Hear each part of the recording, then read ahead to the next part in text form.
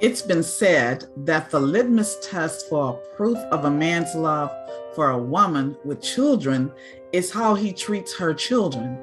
This test is no different than the test of our love for God. We're exploring the Ancient Book of Deuteronomy to obtain guidelines to help us in our daily living. In this series of lessons, we examine what it means to love God and love others.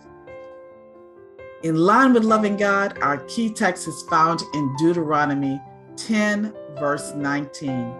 Therefore, love the stranger, for you were strangers in the land of Egypt.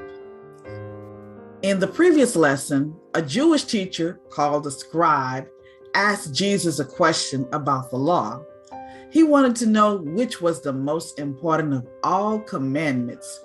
It says in Mark 12:28, then one of the scribes came, and having heard them reasoning together, perceived that he had answered them well, asked him, which is the first commandment of all?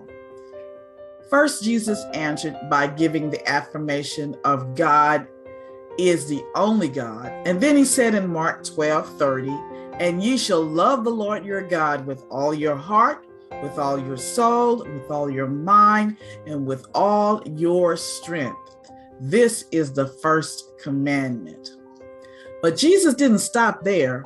Although the scribes did not ask, Jesus, knowing how important it was, goes on to explain the second commandment.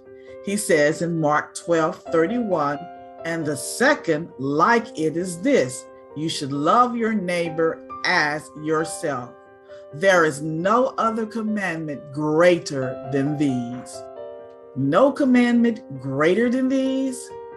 Jesus linked love for God and love for our neighbors into one commandment, and that commandment is the greatest of all.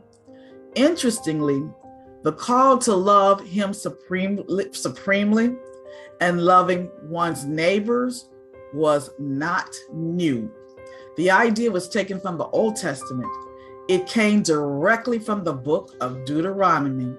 Jesus then adds, no law is greater or more important than these laws. In other words, no law were to be more important than these two.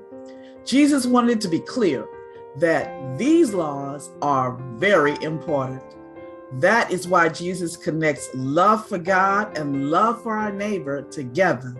Loving others is a way of showing our love for God.